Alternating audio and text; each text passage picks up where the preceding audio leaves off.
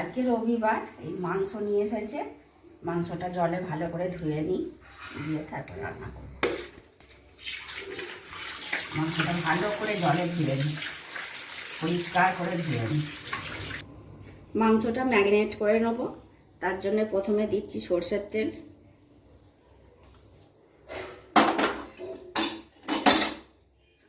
আদা দেবো, হাতে করে দিই, আদা দিই। 1 কিলো মাংস আছে। ধনে গুঁড়ো দিচ্ছি, জিরে গুঁড়ো দিচ্ছি,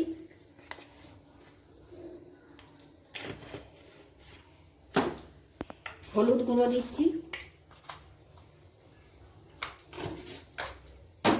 সামান্য পরিমাণ চিনি দেবো, আর লঙ্কা গুঁড়ো দেবো। লঙ্কা গুঁড়ো দিচ্ছি, 1.5 চামচ মতো দিয়েছি। আর দেবো চিকেন মশলা। একবারে দিয়ে আমি ম্যারিনেট করে রাখি। আর নুন দিই অল্প অল্প নুন দিচ্ছি, দিয়ে এটা ভালো করে মেখে ম্যারিনেট করে রেখে দেবো।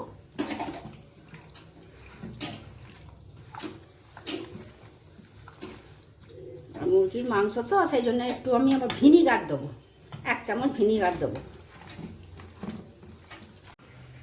আচ্ছা, আপনাদেরকে তো দেখালাম মাংসটা ভালো করে জলে ধুয়ে ম্যারিনেট করে রেখেছি।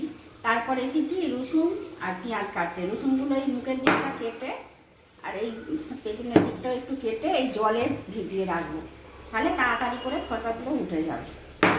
রসুনের যে খোলাগুলো তাড়াতাড়ি উঠে যাবে। আর পেঁয়াজগুলো কেটে নেবো।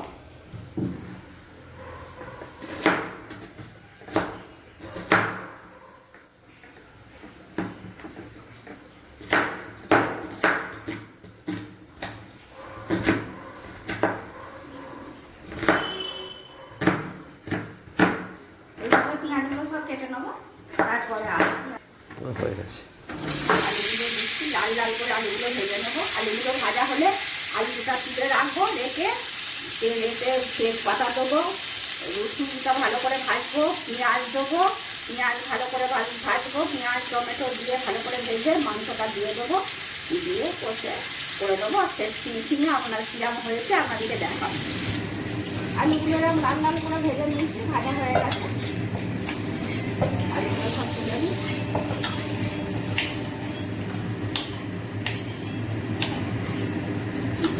দিয়ে তেজপাতা দেবো, দিয়ে এই রসুনটাকে দেবো, তেল দিলাম,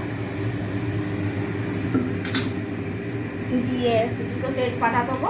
তেলটা একটু গরম হোক, তাহলে 2টো তেজপাতা দেবো, দিয়ে রসুনটা দিয়ে দেবো। 2টো তেজপাতা দিলাম, একটু সামান্য হলুদ দিয়ে দিই। দেখবেন আমরা হলুদ দিলে আর গায়ে ছেটকাবে না। তেল দিয়ে রসুনগুলো দিয়ে দিলাম। রসুনগুলো লাল লাল করে ভেজে নেবো। রসুনগুলো লাল লাল করে ভাজা হলে তারপরে পেঁয়াজ টমেটো, এতে পেঁয়াজ আর টমেটো আছে, দিয়ে দেবো, দিয়ে মাংসটা দিয়ে দেবো।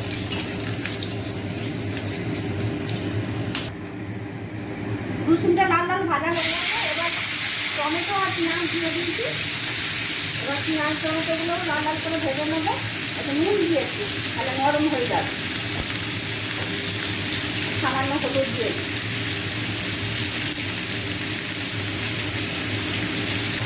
ঢাকা দিয়ে দেবো, নরম হয়ে ভাজা হয়ে যাবে। তারপরে মাংসটা দিয়ে দেবো, দিয়ে কষবো।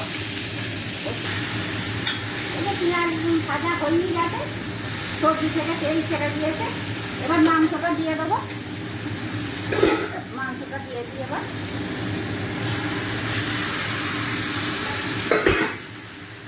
এবার এটা কষতে থাকবো।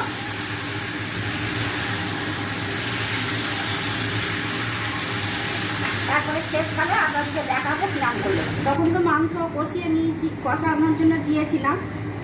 দিয়ে এবার প্রেসার কুকারে আলুটা ভেজে নিয়েছিলাম, দেখিয়েছি আপনাদেরকে। প্রেসার কুকারে দিয়ে 4টে সিটি দিয়ে নিয়েছিলাম, জ্যোতি আলু ছিল। আর দিয়ে সেইটা ঢেলে দিয়েছি ঝোলেতে, দিয়ে শেষ এরকম হয়েছে মাংসর ঝোল। যদি আপনাদের ভালো লাগে সাবস্ক্রাইব করবেন, আমাকে এগিয়ে নিয়ে যেতে সাহায্য করবেন।